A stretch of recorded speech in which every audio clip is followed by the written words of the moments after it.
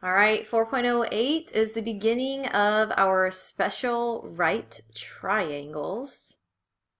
So basically, this is what it's all going to sum up to. Once we get into it, we're going to go into detail about why these work, but these are your trends for the two special right triangles. The first special right triangle has 45-degree angles for the acute angles. Thus, it is isosceles, and your two legs are congruent. We represent that value with just the variable a. And every time, the hypotenuse will be the length of the leg multiplied by the square root of 2. It's going to happen every time. You can try it out with several 45, 45, 90 triangles using your trig ratios and see that that will always be the case. The other special triangle that we have is called a 30, 60, 90 triangle, meaning that one acute angle is 30 and the other is 60. And those side lengths are always going to have a special relationship as well that is a little bit easier to remember.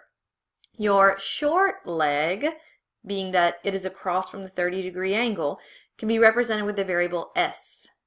Then the long leg across from the 60-degree angle will be s times the square root of 3, while the hypotenuse will just be 2 times the short leg. So let's see those in action very briefly. So here's an example of one that you might see. And you have a little hint there in the top right corner to remind you. So there's your 45, 45, 90 triangle.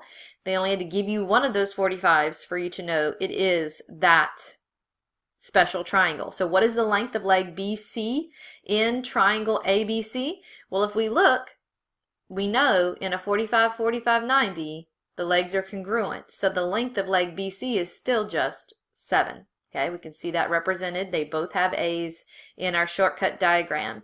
Then, what is the value of x? Well, x represents the hypotenuse, and the hypotenuse will always be the square root of 2 times the short leg, the leg of the triangle. If the leg is 7, that means that the hypotenuse is simply going to be 7 times the square root of 2. And that is your exact answer. Now, if we want to look at another example with a 30, 60, 90 triangle this time, and here is our shortcut diagram to help us remember, what is the length of leg CD? Well, if we look, we have been given AD is the short leg across from the 30. CD is the long leg.